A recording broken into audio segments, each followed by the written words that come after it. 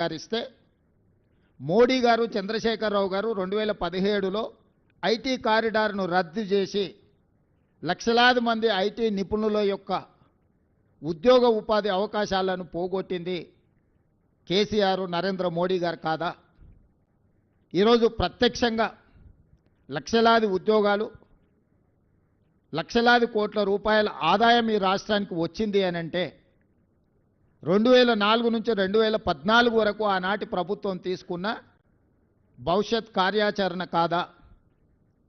మరి 2014 నుంచి 2024 వరకు చంద్రశేఖరరావు గారు, నరేంద్ర మోడీ గారు, కిషన్ రెడ్డి గారు, కేటీఆర్ ఈ నలుగురు కలిసి హైదరాబాదు నగరంలో చేసిన అభివృద్ధి ఏదో ఒకటి చెప్పండి. వరదలు వచ్చినప్పుడు హైదరాబాదు నగరం నిండా మునిగిపోతే కేంద్రం నుంచి చిల్లి గవ్వ కూడా కిషన్ రెడ్డి గారు తీసుకురాలి కేంద్ర మంత్రిగా.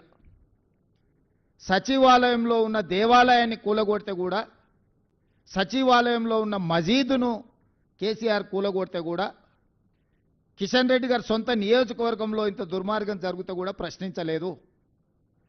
వాళ్ళు పదే పదే చెప్పే కమాండ్ కంట్రోల్ రూమ్, సచివాలయం, ప్రగతి భవన్, కాళేశ్వరం ప్రారంభించి పూర్తి చేసినవి ఈ 4 చంద్రశేఖరరావు తెలంగాణ రాష్ట్రంలో.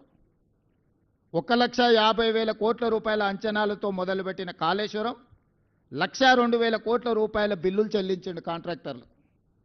కాళేశ్వరం కట్టడం, కాళేశ్వరం కూడడం 3 సంవత్సరాలలో జరిగిపోయింది. 1,00,000 కోట్ల రూపాయలు గోదావరి పాలైపోయినాయి. ప్రగతి భవన్ ఆయన విలాసవంతమైన జీవితాన్ని సేదతీరడానికి మాత్రం ఉపయోగపడ్డది తప్ప, గద్దరన్న లాంటి వాళ్ళని ప్రగతి భవన్ గేటు దగ్గర గంటల కొద్దీ ఎండలో కూర్చోబెట్టింది తప్ప, పేద ప్రజలకు ప్రవేశం లేని, తెలంగాణ పేద ప్రజలకు ప్రవేశం లేని నిషేధాజ్ఞలు ఉన్న ప్రగతి భవన్ కేవలం చంద్రశేఖరరావు గారికి, వారి కుటుంబానికి ఉపయోగపడ్డది తప్ప తెలంగాణ రాష్ట్ర ప్రజలకు ఏమైనా ఉపయోగపడ్డదా? ఈరోజు మేము కట్టినమని చెప్పుకుంటున్న సచివాలయం ఉమ్మడి రాష్ట్రానికే పరిపాలనను అందించి 23 జిల్లాలను దాదాపుగా 10 కోట్ల ఉమ్మడి రాష్ట్ర ప్రజలకు పరిపాలన అందించిన వసతులున్న నిఖార్సైన ఉమ్మడి ఆంధ్రప్రదేశ్ సచివాలయాన్ని కూలగొట్టి 2,000 కోట్ల రూపాయలు ఖర్చు పెట్టి కట్టిన సచివాలయం కేవలం కొడుకు రాజకీయ భవిష్యత్తు కోసం వాస్తును సరిదిద్దడానికే కూలగొట్టి కొత్తది నిర్మించిండు. కొత్తగా ఏమైనా ప్రజలకు ఆ సచివాలయం వల్ల అదనపు సౌలభ్యం ఏమైనా వనకూరిందా? అదనపు ప్రయోజనం ఏమైనా ఉన్నదా? ప్రభుత్వంలో సచివాలయం కట్టడం వల్ల నూతనంగా ఏమైనా ఉద్యోగాలు వచ్చినాయా? ఎవరికైనా ఉపాధి కానీ, ఎవరికైనా భవిష్యత్ ప్రణాళికలకు ఆ సచివాలయం అని పనికొచ్చిందా? కేవలం నీ కొడుకును ముఖ్యమంత్రిని చేయాలన్న ఆలోచనతో వాస్తు సరిగ్గా లేదని ఇంకా 100 సంవత్సరాలు సేవలు అందించగలిగిన భవనాలను కూల్చేసి, ఎల్ఎన్టీ లాంటి సంస్థలు కట్టిన భవనాలను కూల్చి ఇప్పుడున్న సచివాలయం కట్టినావు. పేద ప్రజలకు ఆ సచివాలయం వల్ల అనాపైస ప్రయోజనం ఏమైనా వనగూరిందా? Command control room, command control room ద్వారా ప్రతిపక్ష నాయకుల ఇళ్ల ముందు సీసీ కెమెరాలు పెట్టి కమాండ్ కంట్రోల్ రూమ్లో కూర్చొని చూసుకోవడానికి ప్రతిపక్షాల మీద, తనంటే గిట్టని వాళ్ళ మీద, పాత్రికేయ మిత్రుల మీద నిఘబెట్టడానికి కమాండ్ కంట్రోల్ రూమ్ కట్టినవు తప్ప, కమాండ్ కంట్రోల్ రూమ్ అంతకుముందు ఎవరినన్నా లోపలికి రానిచ్చిండ్రా? లోపల ఏముందో అదొక గండికోట రహస్యం. సద్దాం హుస్సేన్ ఆయన లాంటి వాళ్ళని 6 మందిని నకిలీలను తయారు చేసిండంట ప్రాణరక్షణ కోసం. ఎక్కడికి వెళ్ళినా వాళ్ళు ముందుగాల వెళ్తే ఎవరు సద్దాం హుస్సేనో తెలియక ఎవరిని చంపాలనో ఆలోచన చేస్తారని భయంతో, కుటుంబ సభ్యులు కూడా, సొంత భార్య కూడా అత్యాయత్నం చేస్తుందనే భయంతో నకిలీ సద్దాం హుస్సేన్లను తయారు చేసి నమూనాలను పెట్టి ప్రాణభయంతోనే రక్షణ కల్పించుకున్నాడని మనం చాలా వార్తలు చదివినాం.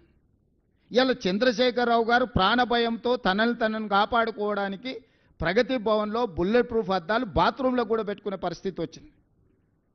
ప్రతి వాళ్ళ మీద నిఘబెట్టాలన్న, తొంగి చూడాలి ప్రైవేటు జీవితాలలో అని తండ్రి కొడుకుల ఆలోచనతోటి టెలిఫోన్ ట్యాపింగ్ కానీ, లేకపోతే కమాండ్ కంట్రోల్ రూమ్ కానీ కట్టినరు. రైతుల కోసం 1 కోటి ఎకరాలకు నీళ్ళు ఇస్తామని చెప్పి 1,00,000 కోట్లు ఖర్చు పెట్టిన కాళేశ్వరం కూలిపోయింది. ఈ 10 సంవత్సరాలల్లా ఈ తెలంగాణ రాష్ట్రానికి ప్రయోజనం చేకూర్చే విధంగా ఏ ప్రణాళికలైనా కేసీఆర్, నరేంద్ర మోడీ గారు, కిషన్ రెడ్డి గారు కేటీఆర్ గారు చేసిండ్రా? పోల్చి చూడండి. 10 సంవత్సరాల మా పరిపాలనను పోల్చండి, 10 సంవత్సరాల వాళ్ళ పరిపాలనను పోల్చండి, విశ్లేషించండి.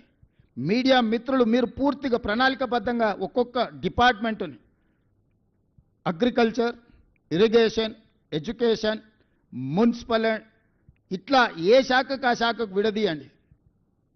ఏదైనా ఒక ప్రణాళికతోని వీళ్ళు ఏమైనా వ్యూహరచన చేసిండ్రా? 16,000 కోట్ల మిగులు బడ్జెట్తో అప్పచెప్తే 8,11,000 కోట్ల రూపాయల అప్పుతోని మాకు అప్పచెప్పారు. ఏ ఒక్క రోజు కూడా భవిష్యత్ ప్రణాళికలను ఏమైనా రచించిండ్రా? హైటెక్ సిటీ పక్కన కట్టిన శిల్పారామం కూడా ఆనాడు మేము నిర్మించిందే. ఈరోజు ఐటీ కంపెనీలు కానీ, ఫార్మా కంపెనీలు కానీ, ఎడ్యుకేషన్